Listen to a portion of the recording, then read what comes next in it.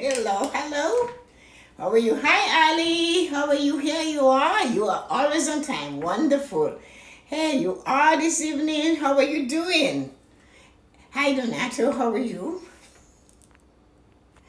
Hello. So this evening is Thursday, as usual. We know that, right? So we saw that today. I wanted to bring something special to this wonderful evening, and I'm going to ask you guys questions tonight. Put a question in the box if you want an answer. Put a statement if you want clarity. So, for example, my question is tonight to you: what do you do when you see the door of opportunity? What is the first thing you think of when you see an opportunity coming your way? What do you do? Do you just stand there? Or do you just freeze? Do you say it cannot be for me? It's too big for me. I would never get a chance like this. What do you say when you see the door of opportunity is standing in front of you? So many times, hi Yoko, good evening. So many times we go walking into the door of opportunity with eyes closed shut. Do you know what that is? The door of opportunity is always holding the storehouse of what you need. So the first thing you have to let go when you see the door of opportunity, the first thing you have to think about is who is going to go in first. I don't mean somebody else. So if you see the door of opportunity is open or it's just ajar, just a little bit, and you can see where it's going, you need to say to yourself, who goes in this door first? And I know who should go in first. That's the thing I know for sure. Opportunity does not only come once. You just have to catch it the first time it comes knocking. An opportunity is when you look and you see the door is open and you're standing there. And as I said to you like 5 seconds ago, I know who should go into that door first. I know what you should let into that door first because I have looked at it and I saw it. And I pushed a little and I said, who am I going to let in here first? I have 2 friends with me. And one of them has to go in there first because without that one entering that door and the other one following, I don't stand a chance. So hi Belinda and Christina, sorry.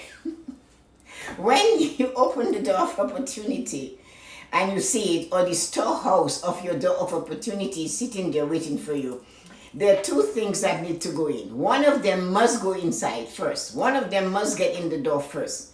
But if you are looking for the door of opportunity and the door, hi Debbie, and the door is closed, you have to keep going until you get that door open. This door must open for you. The door of opportunity has to open. If it is closed, you cannot just stand there and say, oh, my door is closed. You have to keep going until you find that door that's open. The first thing to go into that door of opportunity is faith. If you let faith go into that door of opportunity first, you will find that once it gets in that door of opportunity, something else will follow it. And that something else, hi Rosie, is going to be hope. But faith is the one that will open, that will push it. Faith will make it work. Faith will put all the pieces to that door of opportunity together. The faith comes with you. But you have to believe and have the faith that that door is going to open. The door of opportunity is before you. Fear will keep you back. So you cannot go in there saying you're fearful. Remember I said you have 2. You have faith and hope. But fear is never far away. Fear is the daunting downer that has to keep you back. Fear does that to you. So you have to say to yourself, who am I letting in there first? I have faith, I have hope, and of course you have fear. We all have fear. So what you have to do is let faith go in. Faith will open the door. And when faith gets in, it will pull in hope. Faith will pull hope in for you. And that is one of the hidden treasures of getting what it is you want in life. You have to believe that faith is the one that's going to push it open. There are other things you need though. When you're looking for the door of opportunity, there are other little things that you need. You need to make sure that hope is right behind fear, right? Because hope has to take fear and kick it out of the way. So you have to get hope to come in after faith. If fear goes in there, then fear is going to weaken faith. because you believe you can do it. Faith is knowing that that door of opportunity is yours and you need to get in there. I'm checking all what you guys are saying tonight. So Donato said, not at all. It's gratifying and exhilarating and stimulating and fearless. Well, that's for you. That's for you. There are some of us, fear can keep us back. And therefore, we have to make sure that we bring our hope with us and bring a good dose of hope. There are hidden treasures we need to get to bring it together. When faith goes in, it confirms that hope is okay. And it grabs hope in with it. That is a hidden treasure. That is what it does. Faith have a lot of pull. It will go in, it doesn't look back.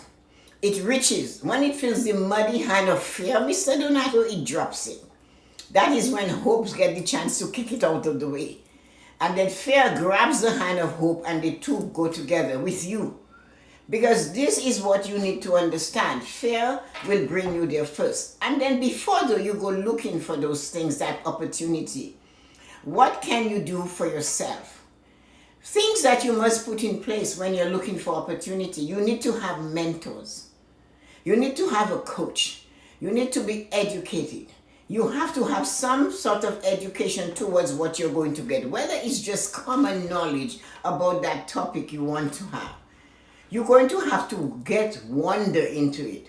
Common knowledge, check it out. Go on the internet, call somebody, visit a library. You know they still have them, right?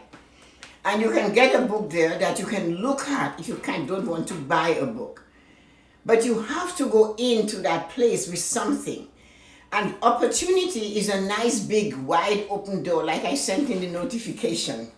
That was taken in Peru.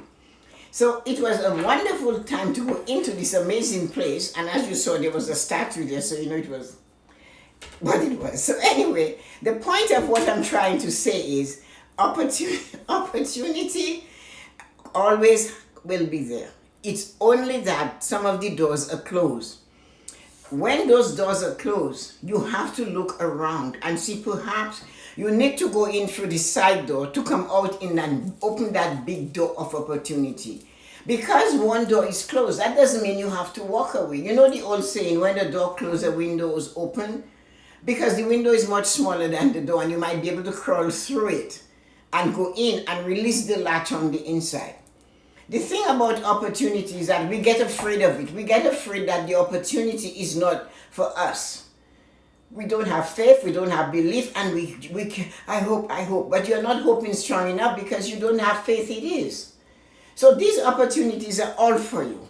And that is something we have to look at. One opportunity knocks, break it down, and let's go. Fine, Mr. Donato, fine, Mr. Donato. And what did you say up there? You said, I don't have no fear. I'm going to conquer anything and everything. Mind focus. Of course. And I'm sure you never had fear. Right? But you all had fear. So don't give me that pill. I will not swallow it. You all had fear. There was always some time in your lives. You can change. I am not saying you cannot conquer fear like you said. But there is no way you started this journey called life without having fear. There's always something that's going to try to keep you back. Even if it's the fear of falling down on your knees and pray. Even if it's the fear that somebody will say, look at this big man Donato and he's on his knees praying. Or look at this woman and she's there praying and she's not trying. So we all have a certain amount of fear in us. The thing is that we need to know, we need to make fear push us forward. Fear is so bad that we should run away from it and run towards what we want to conquer. That is what fear we have to do with fear. When you feel the fear, you have to run towards what you want to do. I've told you guys I used to be afraid of heights. And then I decided that was ridiculous. I remember being 8 months pregnant, walking up 16th flight of stairs to go visit my cousin who was sick. And that is when I made up my mind. I cannot be afraid of an elevator. I cannot be afraid to stand on a balcony. So everywhere I went, I looked for an opportunity to conquer fear.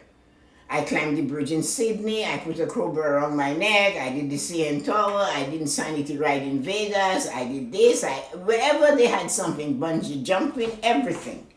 But the point is, I was going to conquer fear. And when I went to Bora Bora, I sat down in the water with a stingray in my lap. I was afraid of all these things. But I decided, no, I'm going to conquer fear. So this is the thing you had to do. So to conquer that fear, I had to run towards fear, because fear was taking away my opportunity to have this amazing experience. So I ran towards the fear. I ran towards it. I took a chance. I'm going to learn to jump. I'm going to go high. I'm going to hold this fish that had just killed a man in my lap. And that is what I was afraid of, but I went towards it. So in those fearful moments, fearful situations, there are opportunities. And sometimes your opportunities are surrounded with brambles and things that are going to prevent you from getting there. And that's why you need to break them down. You have to go towards the fear in order to find what it is you can do. I don't have no fear. I'm going to conquer anything and everything. We do that all the time. All of us can do that. But fear is something that is really, really crippling to a lot of us. So what I want to know is, when you had a fearful experience or something and you saw the opportunity lying beyond the fear, what did you do? What did you do? Yoko said, I used to have fear of driving highways. That's a real bad fear. A lot of people suffer with that, Yoko. But what did you do? I am sure you must have gone on the highway and you drove on that highway. And it wasn't easy. Your hands were sweating, the steering wheel was, and a big truck was coming and you're ready to run. So fear is not something you can run away from. You have to take it on. You have to go and say, I am going towards it. And that is what you have to do. Because around the corner from fear, beyond the lip of fear, there is the opportunity. The opportunity for Yoko to drive to Toronto from Niagara Falls to visit her friends. I think she came down that way to visit Evan a few years ago. So that if she hadn't done it, we wouldn't have met Yoko today. All of us who said such beautiful things about her last night wouldn't have seen her, wouldn't have experienced it. So she took fear by the horns. She took the bull of fear by the horn. And she drove on that highway and found herself in the city. And when you get to Toronto, it's not easy either. You have to find your way around this city.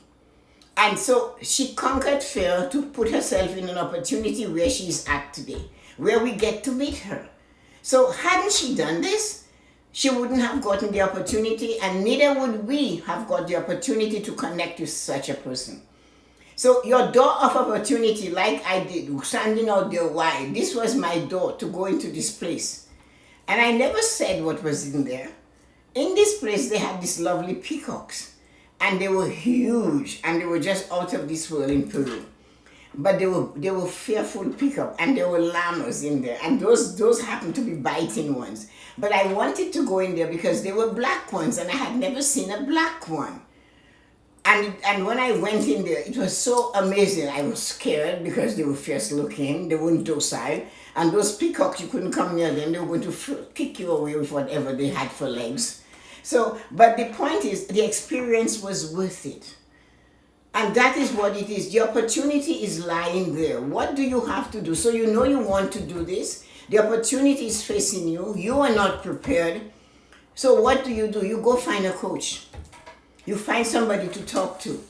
You find somebody to give you back your confidence. Because once you have faith, faith gives you confidence. This has been a big topic all week.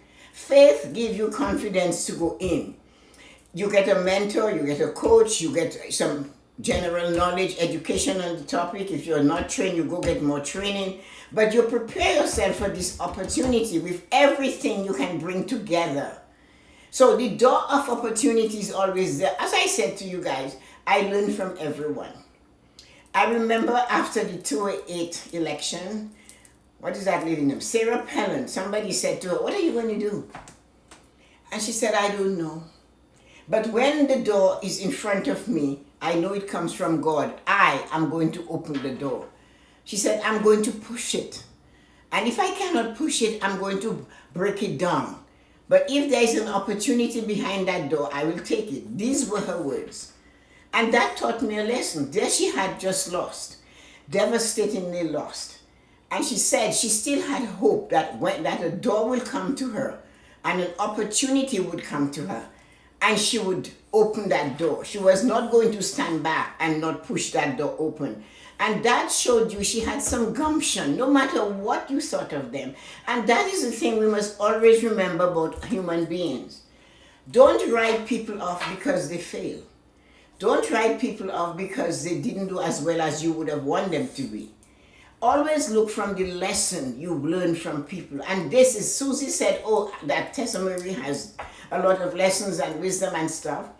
All of it comes from watching others, from learning from the good, the bad, and the ugly. I talk about that all the time. Observation and seeing the opportunity. Somebody missed an opportunity. That is just an opportunity for somebody else to come and take it. And you sit back there and you watch it happen. And it's not your case, it's not your situation, but you can see, why didn't you push a little harder? You can't say that to the person. You can't tell that to the person who is fighting the battle, because it's not your battle. But you can see the opportunity, but use that lesson to know that you can try a little harder. When you find the going gets tough, you try a little harder. I get a lot of DMs telling me, how do you stay consistent? People are asking me, how do you do this every day? It's an opportunity I'm looking for. And today, I had the best opportunity that came knocking at my door. This big opportunity knocked me down. It really flabbergasted me. I hope you guys remember one night when I said I wanted to be a speaker and I wanted to speak. I can coach. Yes, I've coached for 100 and as old as I am, I'm coaching. So I don't want to coach at that level. I want to speak. I want to teach others. I want others to hear what I know and what I learn and what I have observed and what information I have to offer and how I can take you from where you are to where you want to go in several different ways, because I've walked those roads before. So this lady heard what I said that. She got in touch with me, and today I had a team. It's called Team whatever. It's a version of Zoom called Teams. And it's in the southern United States. And I spoke to people that are incarcerated. The youngest is 12, and the oldest is 18. And all the people, the correctional officer were with them in the room. And one of the young ladies, when I asked what she wanted to learn about, is how to save money. And she talked about the job she wanted. And I corrected her and I said, it's not a job, it's a career you're looking for. She wants to be a cosmetologist. And she's 16.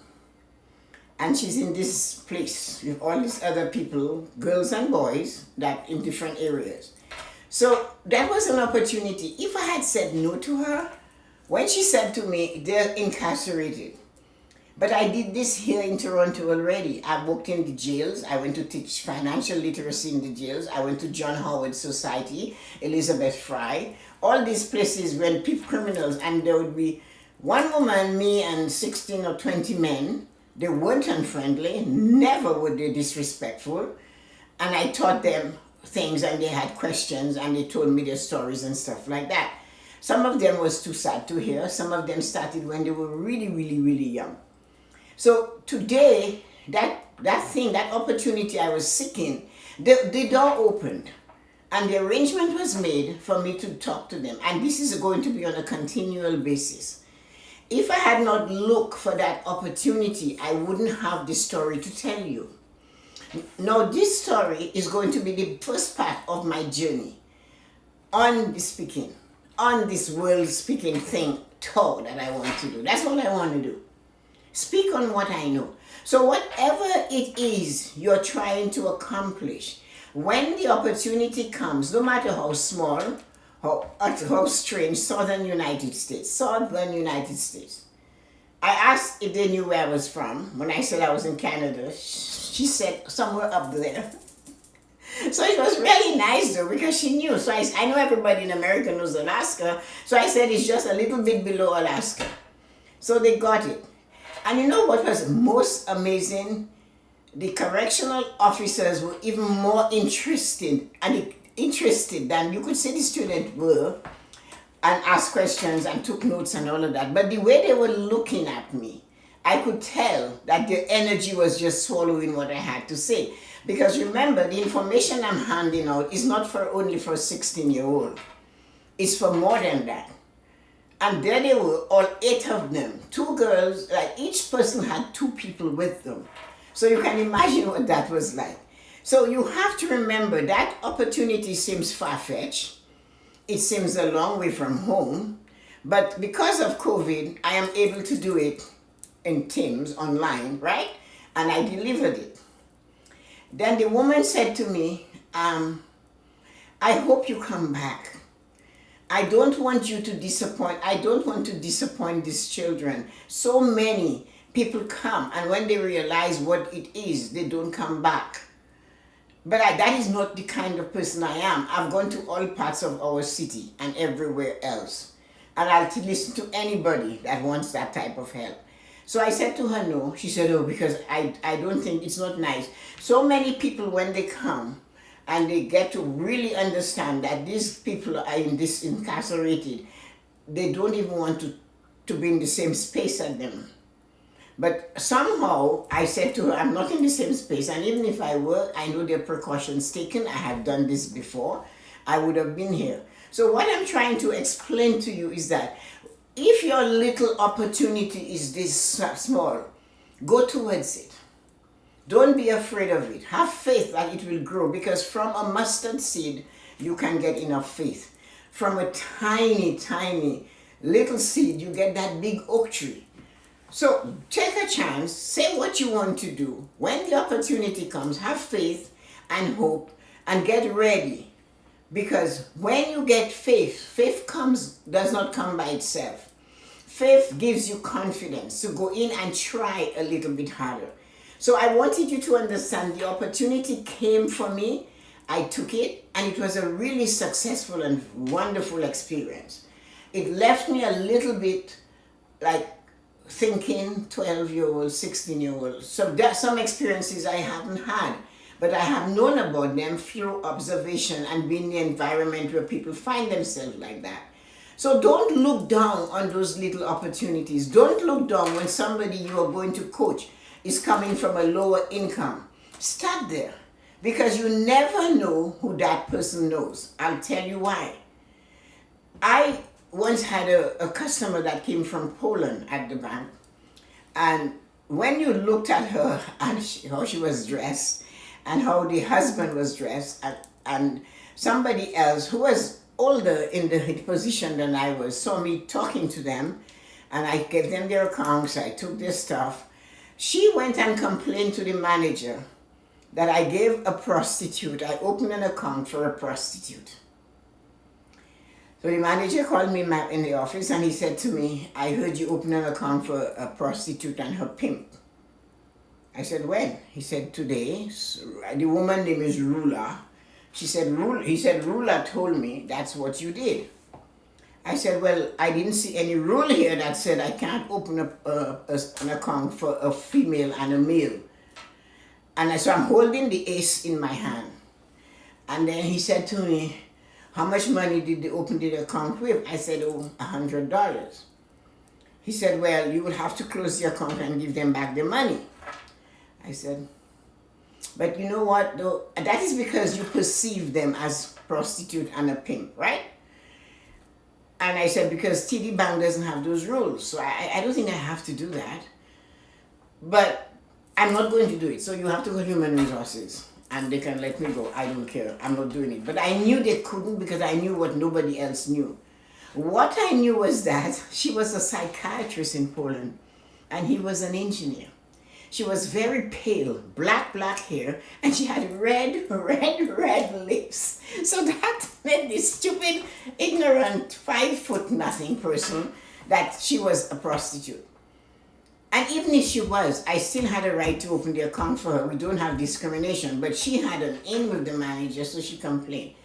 So anyway, he called human resources, and they talked to me. And luckily, the woman there, I knew her, and her name was Paula. I said, Paula, could you give me 5 days, and then I will not tell you what's going on. And she said, okay, I will just see what I can do with it to calm him down. In 5 days, he comes to me, And he says to me, oh, there's a wire payment coming in from head office for $250,000. And your name is on it, and some strange name. I said, oh, that's my prostitute and the pimp. And you should have seen the look on his face. It was an opportunity, and I did not shy, and I did not judge them.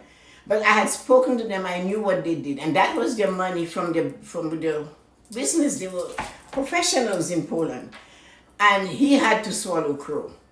He actually had to swallow it.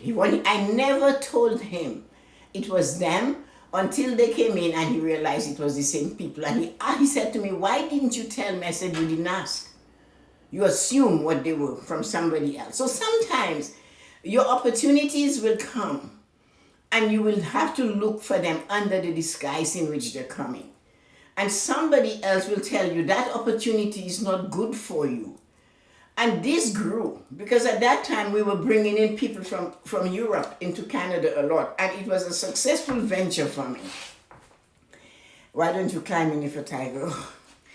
I'm not even going to read your comments, Donato, they're really ridiculous. So anyway, what I'm trying to say to you, when your opportunity comes, you will go for it. And don't run away because it doesn't look polished. It looks pale with red lipstick, and that's a sign of a prostitute with a nice tight skirt with a body to die for that she had. Anyway, and the thing why she looked sleepy, she had a cold. And she was kind of dozing off on the desk, but she was not a prostitute. So the opportunity was there. Hadn't I lift up the leaf, turned the leaf over, and I'd taken that woman's attitude, I would have lost a really good client. So that's what I'm trying to say to you. Your opportunity might come covered in something else. Like they told the prince, lift up the tub. The princess, the prettier one, is being hidden under the tub. Those are the two ugly sisters, but the prettiest one is hidden under that black old ugly tub over there, they told him. And if he hadn't lifted up the tub, he wouldn't find his princess. So it's always looking for your opportunity when it's not in a shiny thing. Sometimes it's like I went to the southern United States via Zoom or Teams, whatever that was today, and I will be going back there often to do this. And if I had turned it down, because she said they were incarcerated, I wouldn't have this experience. I wouldn't get this opportunity. Where it leads, I don't know. But the one thing I know for sure, it's going to lead to better. Because you know why? Faith told me. I went with faith. And faith gave me confidence. And faith went in the room before I showed up. I said yes, based on faith, that I can do it. So when you get your opportunity, don't let anybody tells you that that opportunity is not the right one for you. Or that opportunity will not bring you sufficient of anything. Or that opportunity is not going to help you reach where you want to be. Don't look back. When you're sitting here and you want to be a coach and you see somebody that is maybe weaker than you, don't shy away and think that person wouldn't make me look like a superstar. Coach them. Because you never know who their friends are. And these are other stories you get too. Because sometimes the customer or the person you help knows somebody. They might be, listen to me, they might be the maid or a chauffeur to a very rich person. And they go back and they say they're looking for a new banker. Oh, my banker is good. And that might be the business. Or they're looking for my therapist is good. Oh, my coach, my mentor is really good. Would you like to talk to them? And there you get another opportunity. So don't always turn your nose up or down, whatever people do with their noses at others. Give everybody a fair chance. Take your chances and your opportunities based on faith. Faith builds confidence. And confidence is all you need to do those things. You need a little bit of help from some areas. But if you put your foot down, your head down, and you say, you're going to try, you're going to get it. So I will keep saying to everybody, yes, I want to speak. And I will speak anywhere. I've been to the prison, so where else am I going? Wherever they bring me, next time they'll take me to the church. So I go preach to the church. But the point of the matter is that don't turn down the opportunity based on where it's coming from. Lift it up, dust it, and look to see what is beneath it. Because at the back of it might be something fabulous for you. So this is my thing today on opportunity. and I will write about that. So I hope you guys like that. I wouldn't have met Tessa and you guys, which is true. If you hadn't driven on that thing, I have a fear of lazy people. Of course, I do too. I used to have a fear of driving on highways as Yoko. What drives me towards conquering my fears? The idea of saying, I did it. I did it. That the opportunity knocks, breaks it down, and let's go. Okay, so that's what you're saying. So let me look at all your comments so I can address them.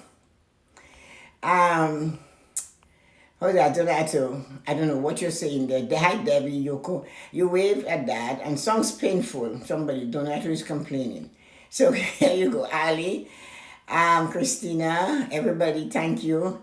Not at all, it's gratifying and exhilarating. Whatever it was you were doing, it's not.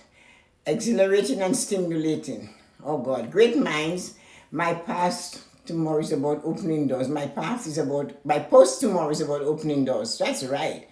I don't have no fear. We know you don't. You're just Mr. Strongman. Not as sorrow as Tessa-Marie.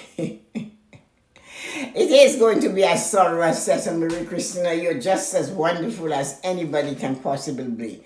So you're going to do just as well. False fear is false evidence appearing real. I love acronyms. There's so many of them. All I know is that fear keeps you back. Fear gives you sweaty palms. And if you kick it in the face, it goes away. That's what I know. So what drives you towards conquering your fears? You know what drives me towards conquering my fears? To sit back and say, I did it. Did it. That's all it is. Like when I conquer something I'm afraid of, I go, holy shit, I did it. And that's what does it for me. And I feel pumped and I feel, So that's what you have to remember. When we were in, I don't know if Debbie's still here, but there's a picture when we were in Vegas in 2018, and we didn't have to open the wine, and we had something. I remember kneeling down on the floor and twisting the bottle, and finally I opened it. Yes! I was on my knees on the floor in the room, and Debbie and Dawn were there, and we're looking at this bottle of wine, and we had to open it. Somehow, somewhere, I found a way to open it, and it felt so good, conquering that. So I didn't have to break the top. So yes, it feels good. It's a wonderful feeling when you do something and you conquer something that is very messy. And yes, it's true, no, Yoko, you wouldn't have met each other. Hi, Lisa. We were talking about conquering our fears tonight. So Debbie remember, yes, you see, Debbie remember that night. Where I knelt down on the floor, I had the bottle of wine between my legs, and I'm trying to open it. And we opened our wine, yes. I saw the picture the other day. So these are the things you must remember, the joy of attaining these things. So fear, when you conquer the fear, you can turn back. You give it the eye, I did it. And that's all you have to say. You give it that eye and you say, oh yeah, come back. And I will see what I'll do to you this time. So that it is what you do when you conquer fear. And a door that has fear in front of it is just an opportunity to go in and get it. But the most important lesson from me, from you, from me to everybody tonight is don't look at the cover of the book. Don't judge the book by the cover. Because the woman said, Tessa-Marie, you're going to talk to people that are incarcerated. And I could go, oh, I didn't say that. I said, you know what? I asked for the opportunity. And that's the opportunity that came my way. So I am going to take it. And I took it, and it was satisfying, exhilarating, stimulating. It's to see the people's faces. So it's to see this particular young lady's face. And for those of you who know how I feel about the word hate, when I told her to say the word hate, and she said it, I asked, where do you feel it? She said, in my chest. And I said, okay, now say the word prefer. And I said, where do you hear it? She said, in my head, in my mind, in my mouth, at the front. So then I said, when that one that's resting there, it sounds heavy. It's not good for you. So we had this type of lessons. When I told her to put savings first, and then I said to her, when somebody cannot pay their bills, what do they cut out first? She said savings. I said, are you sure? Is it because I told you? She said, no, that's what they do. I know that. I've seen my family done that. I said, but you shouldn't. She said, I know. So I said, that's why you start small and you let it grow. And so we change job to career, we change hate to prefer, we change saving as a debt you owe yourself. And she took notes and she wrote things down and she starts a journal. And I told her journal is private. You don't put it on the internet. And you don't tell anybody about that. And what is in your journal is for your betterment. And you don't let people who don't have your back play with your journal. So these were the lessons I taught today, which are lessons you guys hear all the time. So anyway, sending you light and joy on this wonderful evening. Look for your opportunity, even if it's sitting under a pile of rubbish and you find it, brush it off. It might be a diamond. It might be a pink diamond, a black pearl, or a lovely golden nugget. So thank you everybody for joining me, all of you wonderful people. Ali says, a sunny, cloudy or rainy day and a short time, you can help yourself or others in an opportunity. Wow, poetic, Ali, poetic. You better have to come and do a live with me one of these days. Oh, Ali, you're strong. That's amazing, Ali. So thank you, Debbie, and Ali, and Lisa, and Yoko, and Donato, and Christina, and who else was there? And Rosie, and who else came? Christina, I did Rosie. So thank you all for coming and spending the time with us. And who's there? Somebody named, oh, he called the cat it's Christina. All of you, thank you for coming. And we had a wonderful time, and I hope you learned something. And when your opportunity comes, do not walk away because it's not covered in gold and not wrapped in a pretty bow. Pick it up and take it on because it's yours. And you never know when you untie that bow what will happen, because something gorgeous might just show up looking for you. So talk to you guys, and I jump on Eat Like a Lion. Oh, Donato, oh my dear Donato, you are one of a kind. And M. Caputo, I got to go. Go for it. Go for it. Thank you. Hello, everybody, for being here tonight. Have a wonderful day. And I'll see you, wonderful evening. And I'll see you guys tomorrow morning, Friday. And we'll see what we can come up with. So have a wonderful evening, everybody. And talk to you guys later. Take care. Bye-bye.